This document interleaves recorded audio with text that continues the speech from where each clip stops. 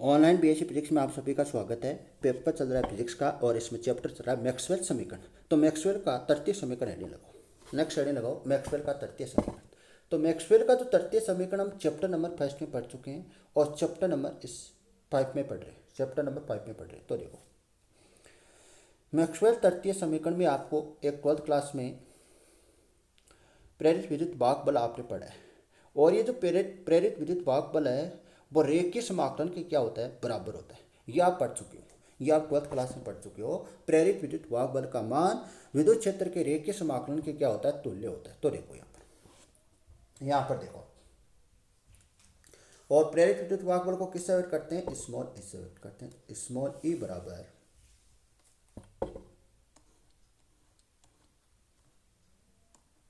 ए का सी का मतलब है यहाँ पर देखो, सी का मतलब देखो बंद, यहाँ पर बंद रेखीय समाकलन, बंद रेखीय समाकलन E vector dot D L vector समीकरण क्या दे देना, इसको 1 दे देना। समीकरण क्या आ गई, 1 आ गई। फैराडे के नियम से,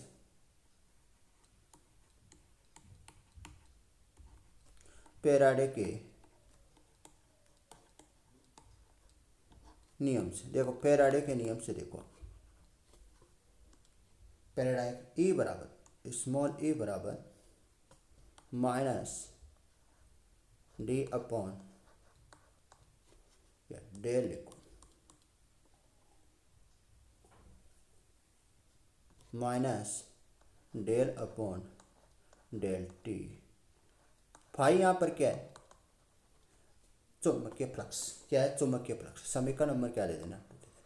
अब देखो ई का मान आपको कहाँ पुट कर देना, समीकरण नंबर 2 का मान समीकरण 1 में रखने पर। तो देखो समीकरण 2 का मान समीकरण 1 में रखने पर, समीकरण 1 में रखने पर, तो रखो समीकरण नंबर 1 में, रखो समीकरण 1 में, समीकरण 1 में मान रखो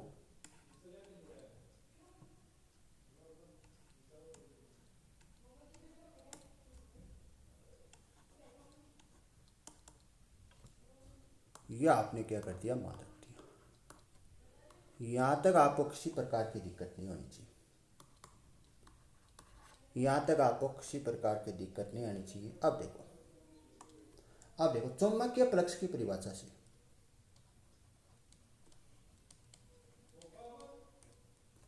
चुंबकीय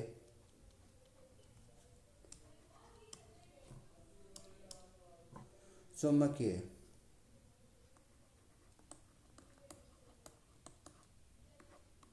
फ्लक्स की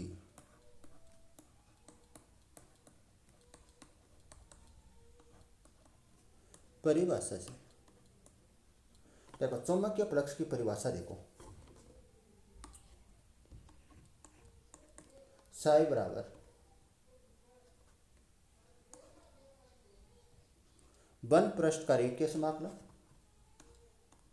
B vector dot D A vector, D vector dot D A vector. समीकरण नंबर क्या दे देना, 4 दे देना। समीकरण 4 का मान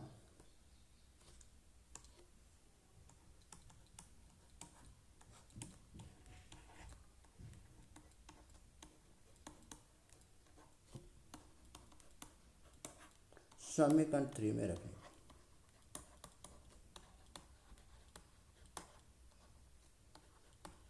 तो रखो समीकरण 3,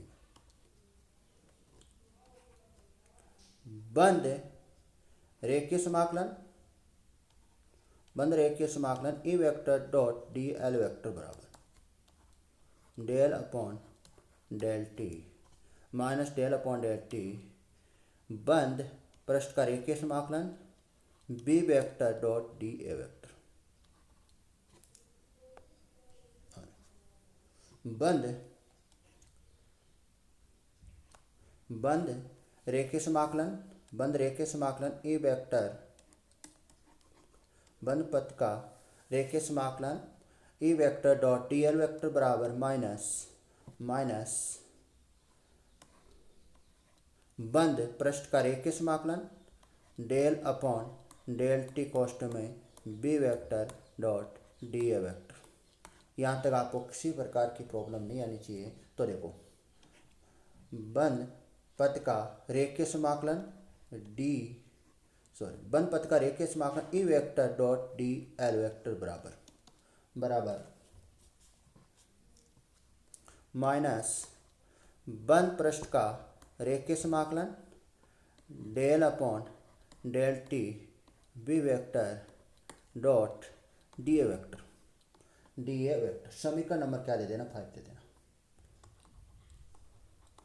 समीकरण नंबर क्या दे देना? 5 दे देना। अब देखो, स्टोक कार्ड प्रमेय से पढ़ी हुई आपकी चैप्टर नंबर 1 में स्टोक कार्ड प्रमेय से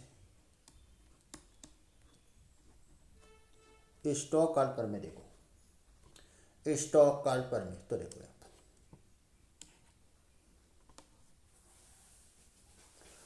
वन पथ का रेखीय समाकलन A vector dot D L vector बराबर वन पथ का वन पृष्ठ का रेखीय समाकलन del vector cross A vector और डी ए वेक्टर। ये चीज़ आपकी पढ़ी हुई है। तो यहाँ पर मैं क्या ले लूँ? यहाँ पर मैं ले लूँ सदिश क्षेत्र। किस में ले लूँ? विद्युत क्षेत्र हो। तो यदि सदिश क्षेत्र क्या हो, विद्युत क्षेत्र हो, तब आप देखो, तब यहाँ से देखो, वन पथ का रेखीय समाकलन E vector dot D L vector बराबर वन पृष्ठ का रेखीय समाकलन डेल वेक्टर ए वेक्टर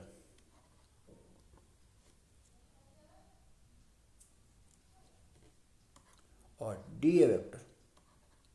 समीकरण 6 है। समीकरण 6 का मान समीकरण 5 में रखने पर समीकरण 6 का मान समीकरण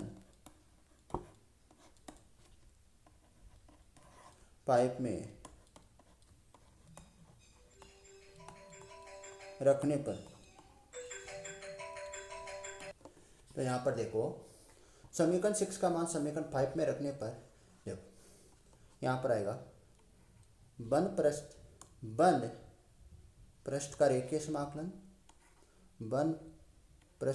समाकलन डेल वेक्टर ए वेक्टर और डी ए वेक्टर बराबर माइनस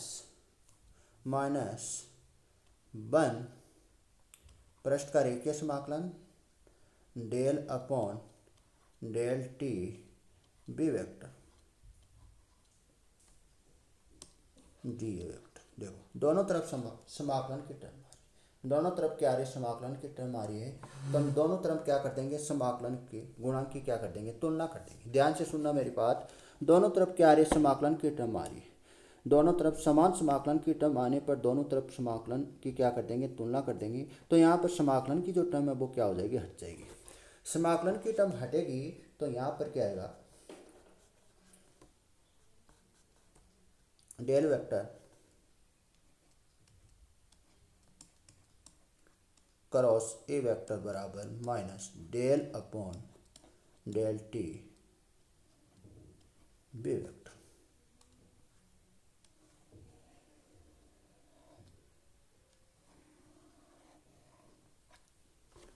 समीकरण 7 दे देना। समीकरण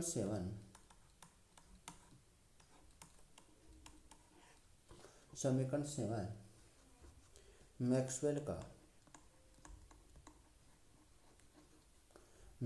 का